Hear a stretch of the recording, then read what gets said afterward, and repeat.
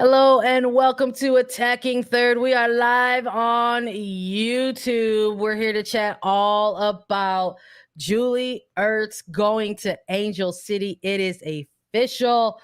We got to talk all about it. We got to react to it. We got to chat about how this happened. What does it all mean? And of course, we wanted to go live with you. So make sure you subscribe to us, like this video, and drop us your thoughts in the chat all about today's breaking news with Julie Ertz officially signing with Angel City. Let's go. Hey, everyone, and welcome into Attacking Third, a CBS Sports soccer podcast. I'm Sandra, Herrera, lead NWSL writer for CBS Sports. Joined today, as always, by my colleague and co-host Lisa Roman, broadcaster and analyst for CBS Sports.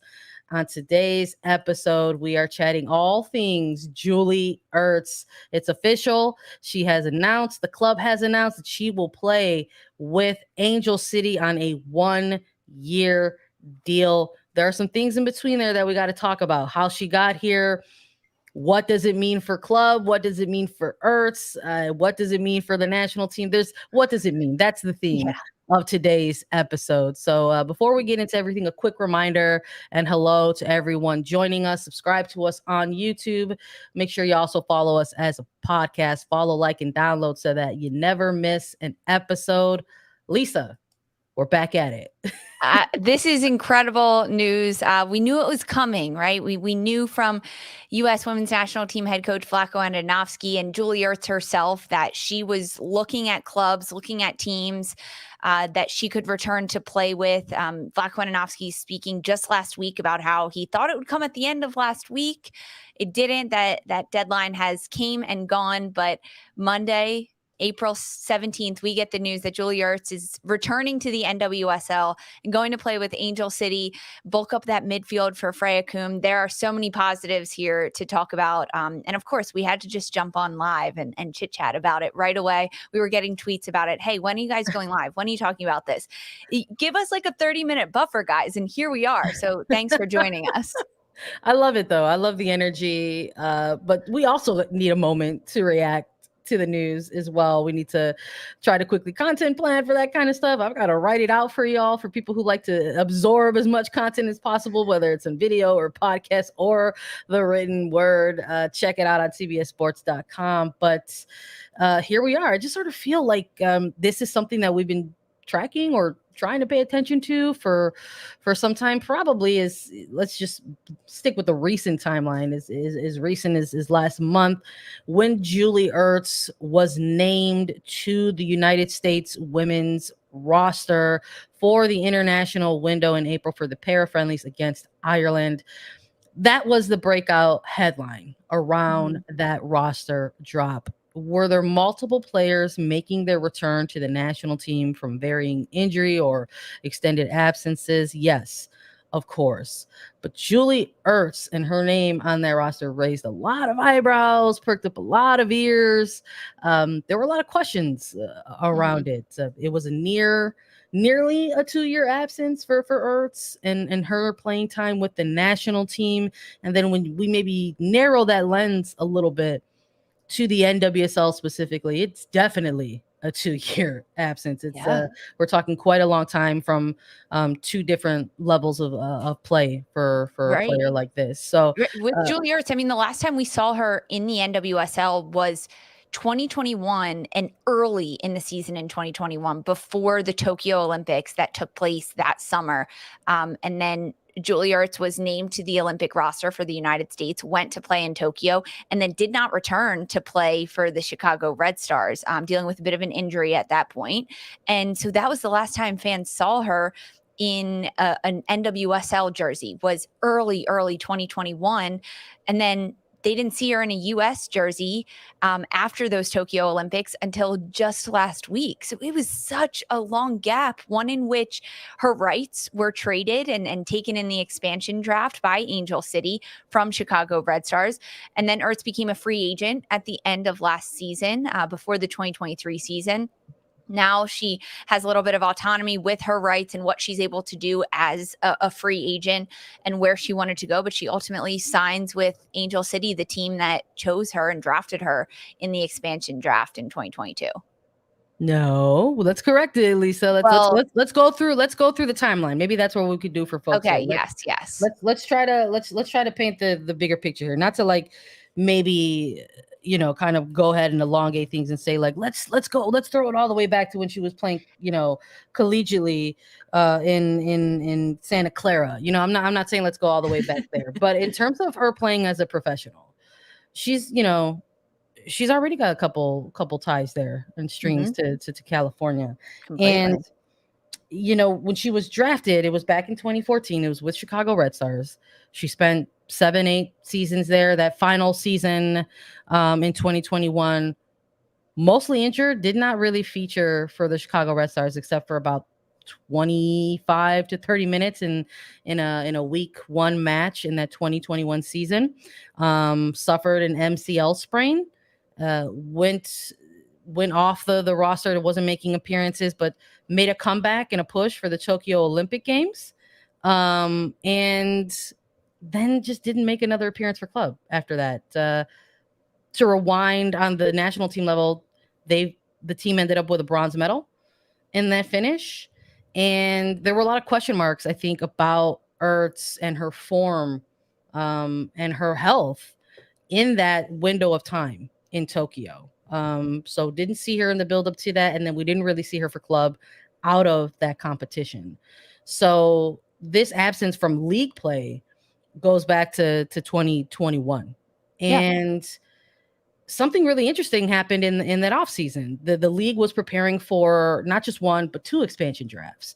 So we had Los Angeles and San Diego coming into the league. And I think this is what you're alluding to initially when you're like, hey, like there was basically a move here that was made to acquire this player. Right.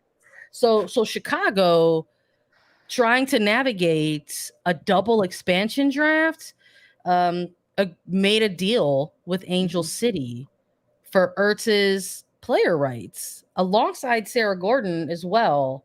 And in exchange, they got roster protection from that expansion draft. So now there's this very unique timeline that comes into play because we just witnessed an inaugural season from Angel City in 2022. And we didn't see Julie Ertz feature for the team because along with probably making her way back from an MCL sprain, there were conversations between those two teams, but she announced with her husband, Zach Ertz, that she was expecting their first child. So she was away on maternity leave. And at this point, once this team concludes their 2022 season in 8th place, out of the playoffs, in that official offseason, per the CBA, Julie Ertz was technically a free agent. So was one of those players that would probably be considered a really high target in that free agency market. But I think because of the lack of play, she wasn't one of these players who announced a team when that free agency window opened in November. So I think like for throwing it back for you and I covering this free agency period, I think when we were looking at the list, we also had a lot of question marks around someone like Ertz. You and I, we were saying like, hey, Dabinha's the key target when we're looking at this list of players, despite Julie Ertz having a name on that list. And we just were unsure whether or not she was going to return to play. I remember when we reacted to the United States women's national team roster, I loved your first reaction from that when we were talking about that, because you even mentioned you were like, we didn't know if we were going to see her play again. Ever for club, for country. I wasn't sure, to be honest, if Julie Ertz would ever return. And it had been pretty transparent from Vlatko Andonovski and his communication with Ertz over the last several months, saying that he had been in communication with her and in those talks. And when she was ready, they were going to have those conversations a little bit more seriously. And so we saw that come to fruition when she was named to the April international window roster. And then there being a bit of a caveat tied with her being named to this roster, saying she needs to get minutes consistently if she wants a shot at making the World Cup roster later this summer. She needs to sign with the team. She needs to get game minutes. She needs to be training in competition, because it was also reported that Ertz had been training with MLS Academy teams on the pitch, but that was not anything in game competition that could be observed by Vlatko Andonovski himself in order to make a decision if Ertz would be on the World Cup roster or not. So that's what he needed to see from her. And at that point, she had already started talks with different clubs in the NWSL and negotiations about where she could go and how she could impact and what kind of role she would have on different teams. And now we finally have this announcement that she's going to LA. So let me ask you this, Bud.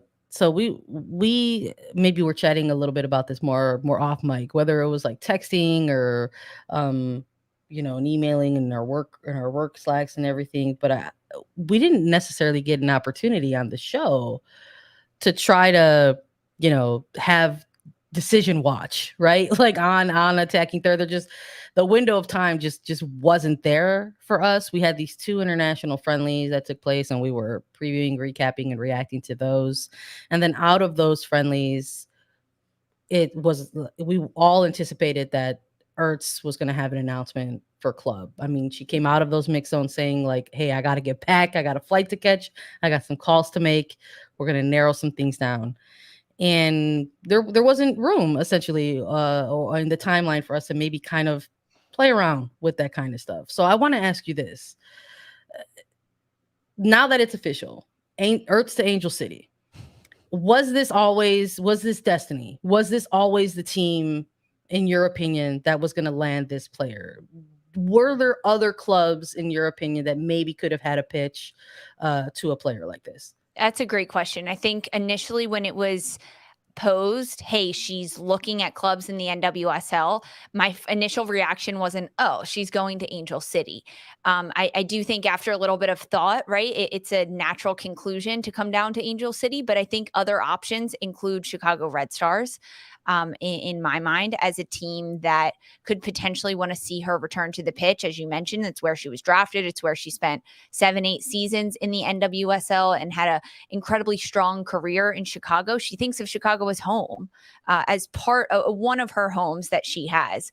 But then you have to look at the personal side of things, especially for a player like Julie Ertz, who not only is married, but has a young family and a new young baby that she needs to be close with. Her husband needs to be close with. They need to be around family in order to kind of continue that growth as a family together. And that's a priority for a player like Ertz. And looking at the NFL, where Zach Ertz plays in Arizona, okay, so that puts her a lot closer to a California side, a San Diego and Angel City. So process of elimination, right? I think Chicago and then the California teams were the first 3 that jumped out in my mind as teams that she would want to go to and teams that would be open to having her. And then of course, like as you look down on it, right, and hindsight's 2020, but you wrote this up on CBSSports.com as well. When you look at the roster makeups of San Diego versus Angel City, there's a lot more wiggle room at Angel City for them to fit Ertz into the midfield and not shake up too much of what they already have going for them. And they need a little bit of help. And you also got to look at the money side of things. And a player like Ertz, she has already had a very prolific career. She's now at a point where she is joining a club team, her own choice to do this, to make a World Cup roster. So what does she need to be successful on the pitch and off the pitch? Coaching staff, teammates, training facilities, support systems, location to her husband, those all come into play. And because of all those things, Angel City is a perfect fit for Julie Ertz. Yeah, I hear you 100% on that. I think what were Chicago maybe long shots in that whole 11 to 12 club pitch spree for Julie Ertz. Yeah, probably. They were probably not even dark horses, just like incredible long shot. Just sort of like listening to all the recent things that this player was saying and maybe some things that she was looking for. I mean, in a media availability, specifically mentioning some Chicago Red Stars teammates, whether it was a Kalia Watt or Shayna Matthews, how they're navigating things as mothers as well. And looking at the makeup of some of these other teams, I mean, we talked about San Diego was probably one of those teams in that free agency period where we were pretty focused on in terms of how they were specifically targeting their midfield, and they utilized free agency to try to bulk that up. They landed a specific defensive midfielder in Danny Colaprico. They continued to sign others onto the roster for depth. I mean, we see Havana Salon as well as part of this equation as well. Excuse me, Maggie Doherty Howard. So I just was like, there might not be room here, even if that's a club like logistically, geographically speaking, like maybe trying to stay closer to their home state of Arizona, that might not be a fit in terms of the makeup of their roster, despite having some other things that are intriguing for a player making a return. Good coaching and somebody like Casey Stoney, of a competitive environment. You would be going up against Alex Morgan and Jaden Shaw and Sophia Jakobsen and Amir Ali, and it goes on and on and on, right?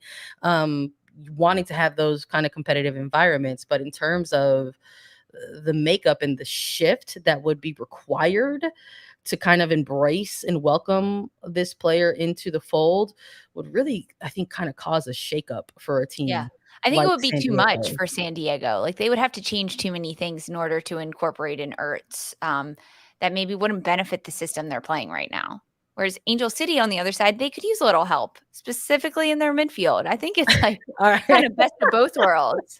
You know what? I've got one for you, but let's dive more into what that's going to mean for Angel City and their midfield specifically. But I think we should take a quick break first. So stick with us after a quick break.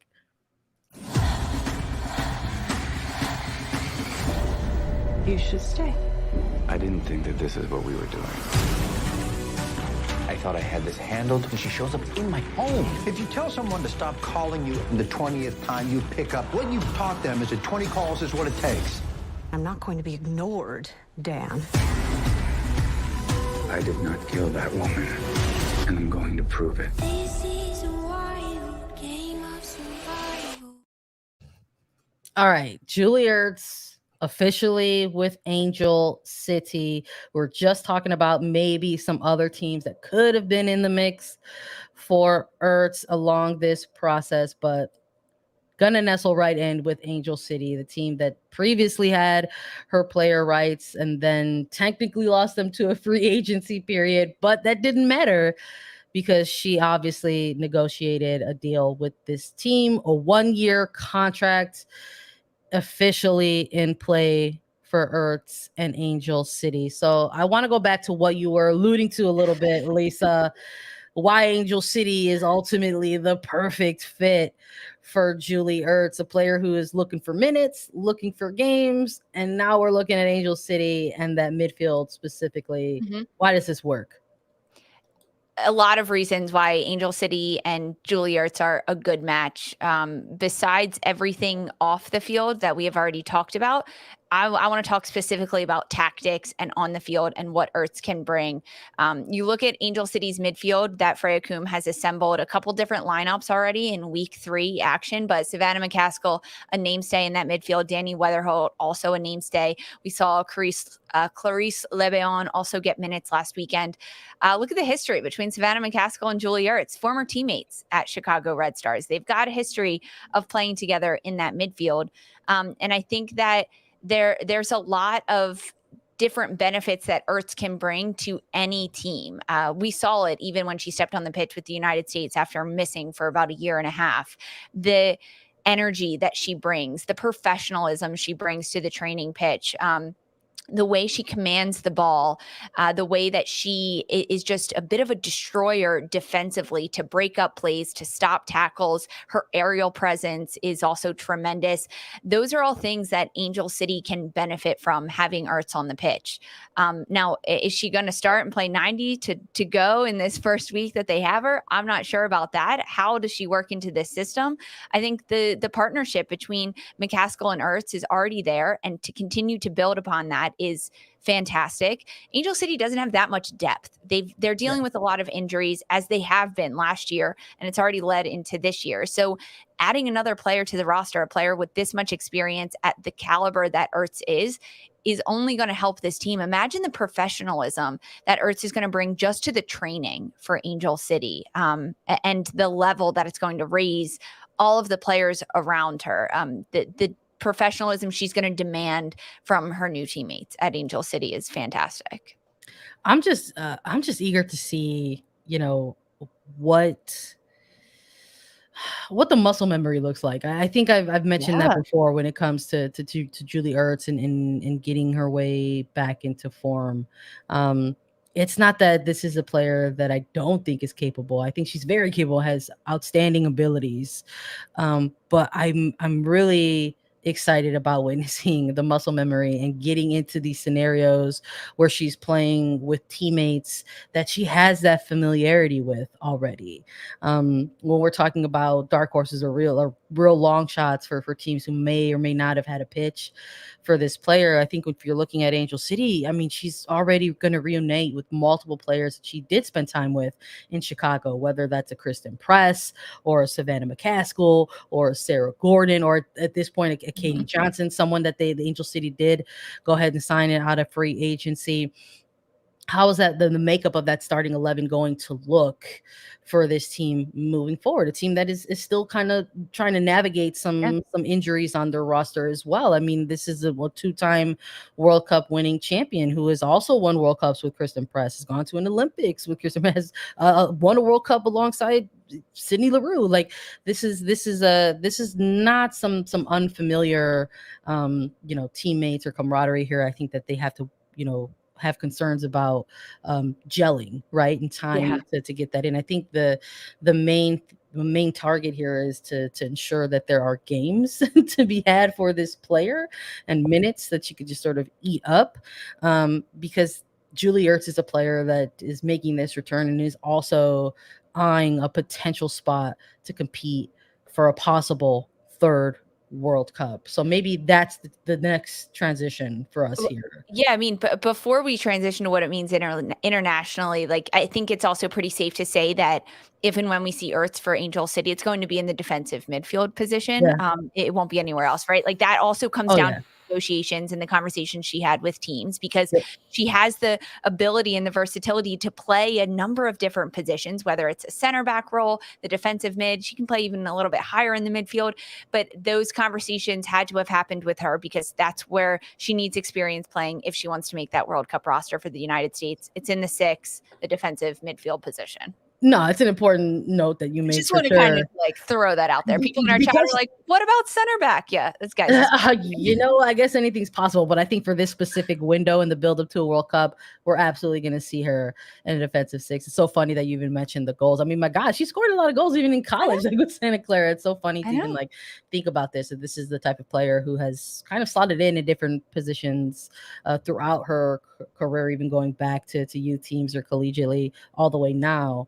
As she looks ahead to potentially cracking another World Cup roster. So let's pivot. Maybe what does it mean for the United States women's national team? Well, we saw her get reintegrated into national team camps for the April international windows against Ireland. A couple of victories for this U.S. women's national team before they all departed back to club, and the roster is likely to be named in June. Let's just go with history here. But something that came out of these games were 2 back-to-back appearances for this player. That first game, about 20 minutes. That second match, a full 45.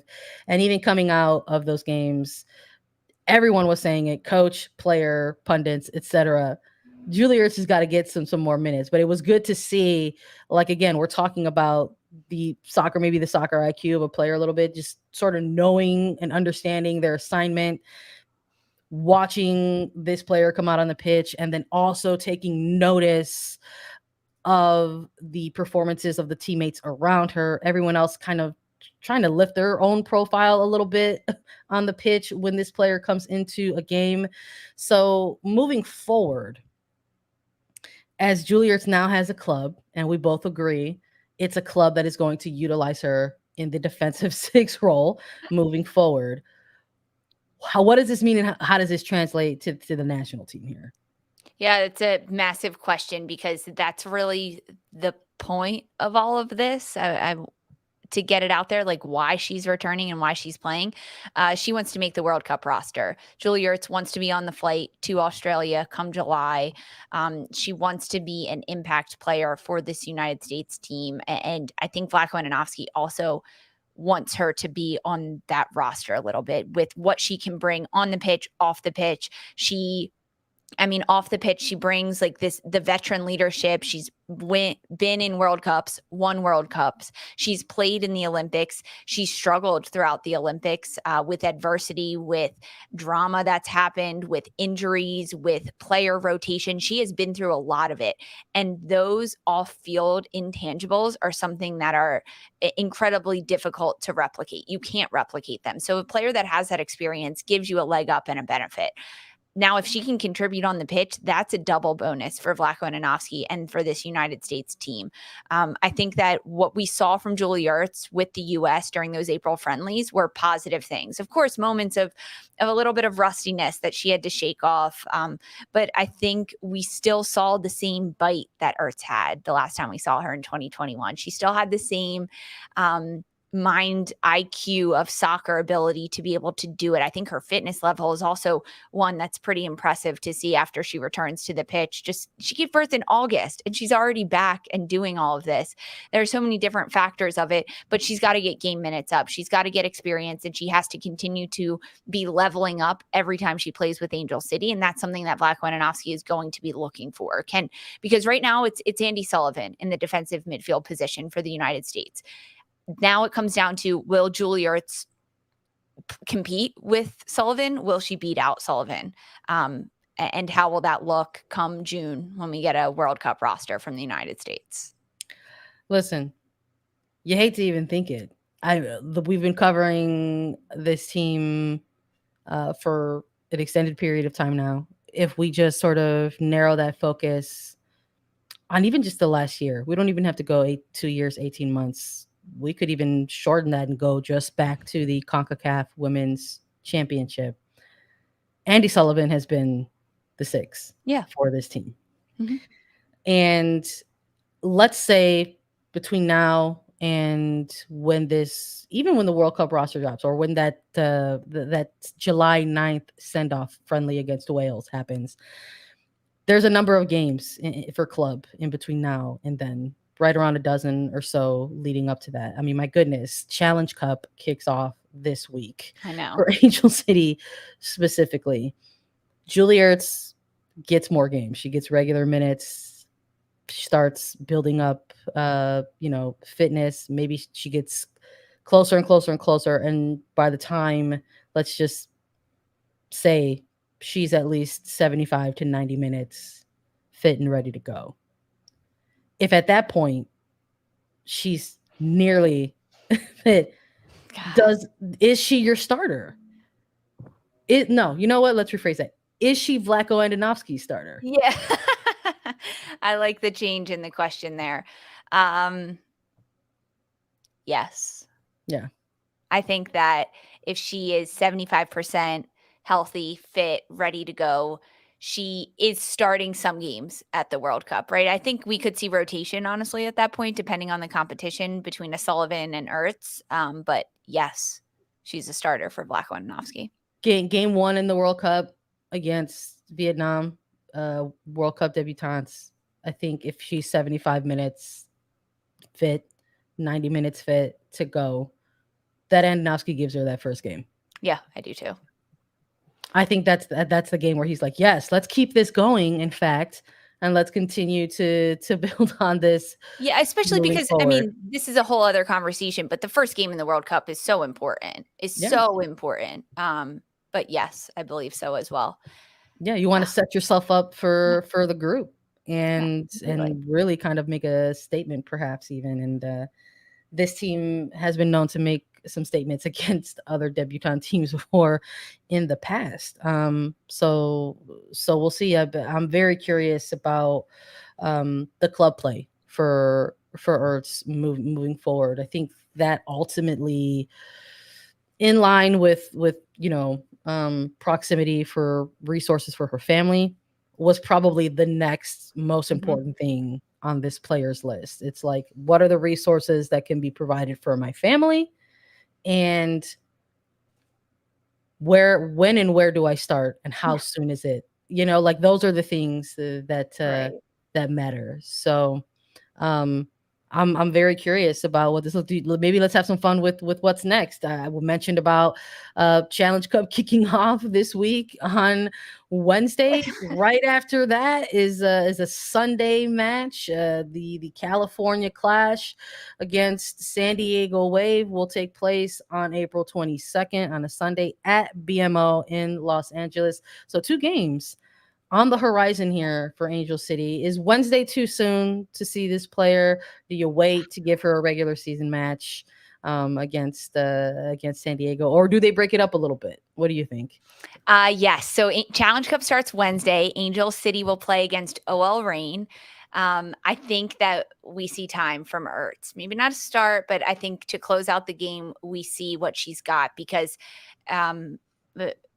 frankly, like Angel City, they've got to focus a little bit more on regular season play at this point. So this Challenge Cup game against OL Reign, you want to win, you want to pick up points. However, you can use it as a test for Ertz and maybe try out that new formation, or try out her in the midfield and how that looks against competition in preparation for your regular season game. That's just 3 days later on the weekend in a big rivalry California Clash for Angel City. So yeah, I think we see Julie Ertz on Wednesday in the Challenge Cup action. Do you think so? I'm with you. I don't think you make this move, you make this return to not get minutes the second you signed with a club.